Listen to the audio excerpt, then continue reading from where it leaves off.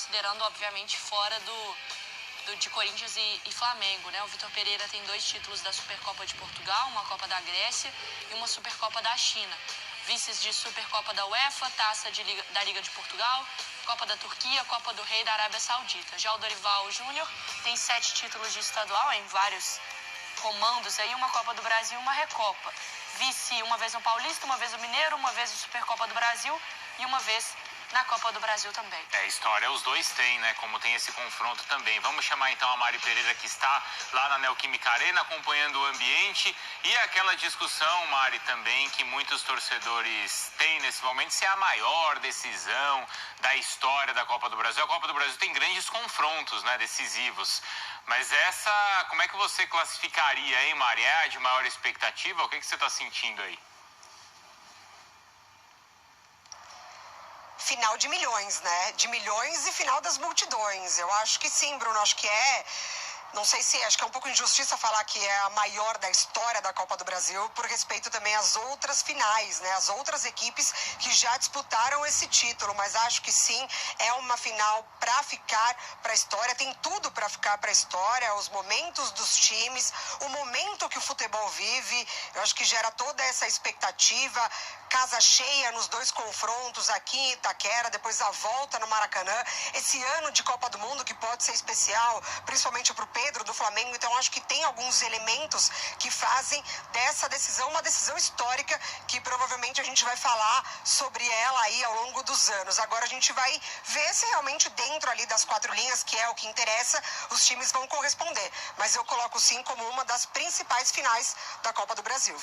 Porque falar que é a maior da história, talvez acho que a gente esteja, não sei se contagiado assim pelo momento, né? Porque se você voltar, poxa, teve Flamengo e Vasco, teve um Cruzeiro e São Paulo uma vez que era uma expectativa danada, Cruzeiro e Atlético, o Cruzeiro ganhando do Palmeiras também, Flamengo, Corinthians e Grêmio. É muito mais pelo contexto do tamanho das torcidas, dos clubes e tal. Mas eu acho que, por exemplo, se o Flamengo não tivesse na final da Libertadores, teria mais uma pitada ainda, entende? Teria mais Porque peso. acho que o torcedor do Flamengo, óbvio que ele tá empolgado para essa decisão, mas não é o ano que vale nessa partida. Se valesse o ano, a vida para os dois nessa decisão, talvez, sabe?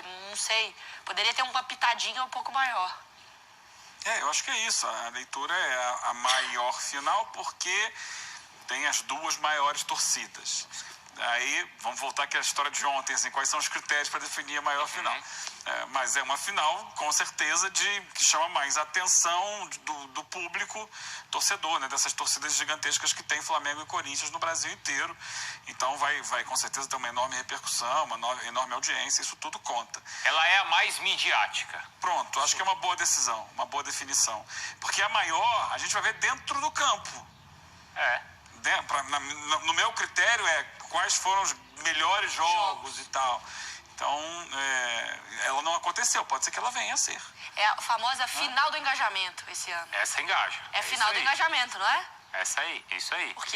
Porque outras foram decididas assim no último suspiro, aquele Cruzeiro e São Paulo. Sim. O Palmeiras e Cruzeiro também. Final dos antes também, né? Também. Dos antes é uma boa, né, Marra? A Copa do Brasil tem uma característica, né? A Copa do Brasil tem uma característica que ao longo do tempo e depois nos últimos anos, com as mudanças até de regra, né, de regulamento, ela era mais a Copa do inusitado. A Copa do Paulista de Jundiaí, do Criciúma, de Juventude, do Santo André. Estou falando de quem chegou, mas era também a do 15 de Campo Bom, era também a do Cícero Ramalho, fazendo gol contra o Vasco. Brasiliense. Do Brasiliense.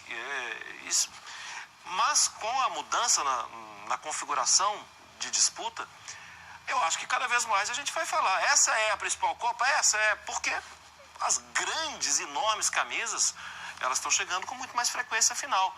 Mas vai perguntar pro torcedor do Santo André se a de hoje é a maior. Porque isso vai muito com o que ele quer, com o torcedor dele. Agora, a sua definição, para mim, ela é perfeita. Bruno Vicari, pai Vicari, para alegria de Mariana Spinelli. Ela é a decisão de midiática. Ela é das 2 grandes torcidas do futebol brasileiro, das 2 maiores cidades do futebol brasileiro. Então acaba que atrai isso mesmo. Tá, beleza. Tem um contexto enorme, vou jogar pra Mari Pereira essa. Tem um contexto enorme, são 2 clubes gigantes, 2 torcidas enormes, expectativa muito alta, mas a gente já viu eles se encarando em Libertadores também, que era um baita de um encontro e nessa temporada. Aí eu tava conversando, assim, na redação e tal, Mari, porque assim, a gente viu um Corinthians que a gente falava muito até aqui no Sport Center. Ah, o Corinthians, naquele jogo da Libertadores, se o William estiver bem, ele pode ser um cara decisivo, um cara que pode mudar a partida e tal. Não aconteceu e não tem mais o William. Hoje, quando a gente fala assim, se o Renato Augusto estiver bem, o Corinthians tem uma grande chance. É mais confiável hoje pro torcedor do Corinthians, ele respira mais tranquilo pensando assim, caramba, ufa, a gente depende do Renato Augusto que entrega em mais nível, né, com mais frequência, ou fica assim, meu Deus do céu, não sei, agora dá mais confiança quando o cara é o Renato Augusto? Sim, Mari, mas eu não sei te dizer se o cara é o Renato Augusto do Corinthians hoje, porque eu acho que esse Corinthians, ele conseguiu alguns caras das partidas de Libertadores contra o Flamengo pra cá, porque, por exemplo, se a gente volta nos 2 jogos, o Roger Guedes, por exemplo, não foi titular em nenhum dos 2, saiu do banco de reservas, teve a lesão do Maicon, se você vê a zaga, era Bruno Mendes que foi expulso no jogo da volta, então assim, muita coisa mudou, inclusive entre os 11 titulares do Corinthians, eu acho que é diferente, pra mim o que fica muito parecido é a força do Flamengo, o Flamengo forte dessa Libertadores que eliminou o Corinthians, é o Flamengo forte dessa Copa do Brasil, porque no jogo da volta, o único gol lá no Maracanã aconteceu de uma jogada de Arrascaeta para Pedro. Então, assim, é o Flamengo que a gente está acostumado a ver quando o Dorival assume. Então, para mim, quem mudou mais foi o Corinthians. Quem ganhou mais com esse tempo e encurtou a distância do favoritismo foi o Corinthians. É só a gente olhar para a equipe que entrou nas partidas, as equipes que entraram nas partidas e a que possivelmente entra na de hoje. E se tudo der certo, claro, né? Lesões, etc. A que provavelmente entre no jogo da volta.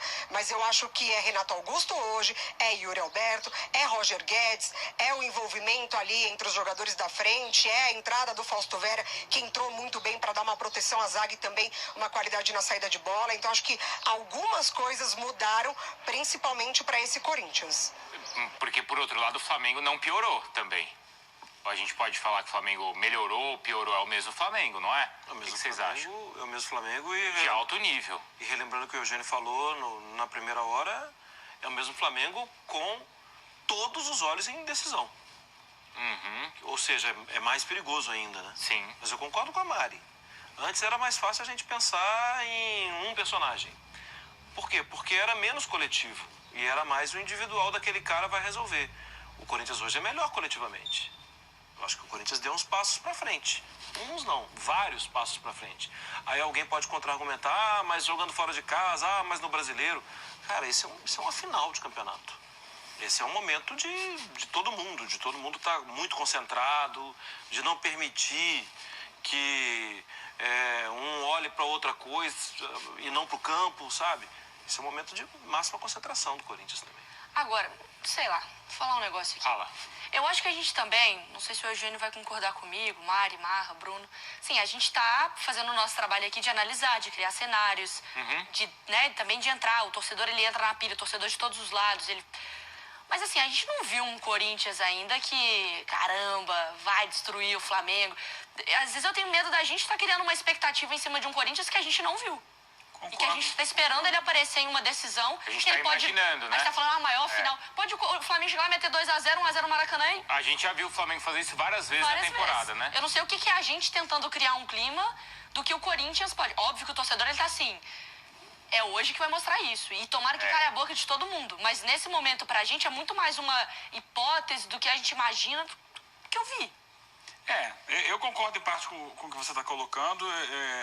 Acho que o Corinthians... É um Corinthians melhor, mas não é esse Corinthians. Sim, ele deu sinais de evolução, mas repito o que falei aqui essa semana, eu não vi ele ainda ser um time consistente por 90 minutos, a não ser em algumas partidas específicas. Então, a gente vai voltar a um jogo, aquele jogo da volta contra o Atlético Goianiense, é um jogo em que o time dá uma resposta muito grande. Já tinha feito isso contra o Santos, 2 jogos dentro da arena, da Neoquímica Arena. Né? E teve momentos em outros jogos, sabe? Um tempo, aqui, um outro momento ali a colar. Não sei se isso é suficiente para a gente juntar essas peças e achar que vai fazer 180 minutos. Até o jogo contra o Fluminense não foi confortável pro Corinthians. Mas foi uma grande atuação do Corinthians. Foi, mas assim, tem uma segurança da vitória nos minutos finais do jogo. Mas se você lembrou uma partida que tem um pouco a ver com a de hoje. Porque os momentos em que o Corinthians conseguiu incomodar o Flamengo no duelo da Libertadores foi quando ele conseguiu subir a marcação e não deixar que o Flamengo saísse do campo de defesa. Ali ele quase fez um gol no Maracanã, inclusive numa situação como essa. E foi o que ele fez contra o Fluminense na volta da Copa do Brasil na Arena.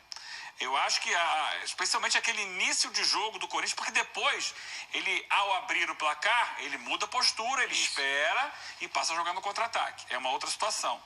Mas se ele conseguir repetir contra o Flamengo o primeiro tempo que fez contra o Fluminense, o primeiro tempo, por isso que eu tô falando de momentos de jogos. O jogo contra o Inter, no Brasileiro, foi assim também. Momentos de jogos. Eu acho que ele tem uma condição de tentar abrir uma vantagem e aí, a partir daí, como fez contra o Fluminense, trabalhar a estratégia para o resto do jogo. Porque o segundo tempo não foi um bom segundo tempo do Corinthians. Ele vai resolver no final quando o Fluminense já está no desespero, tira tudo que é zagueiro ali atrás, aí ele faz 2 gols ali, um deles nos acréscimos, inclusive. Agora, é impressionante, né, Bruno, que a gente fala muito sobre o lado do Corinthians, porque eu acho que é o que tem mais cis, né? Se fizer isso... Porque a gente fica esperando alguma coisa diferente do Vitor Pereira também. Agora, do lado, né, Mari, a gente acaba falando menos do Flamengo, porque o Flamengo a gente sabe quem é Arrascaeta, quem é Pedro, como é o Flamengo jogando no seu máximo, Gabigol. qual o potencial do Gabigol. A gente fica muito em cima do Corinthians, que é o que tem lacunas ainda. O Flamengo, a gente tem mais consciência do que a gente pode esperar em uma decisão, né?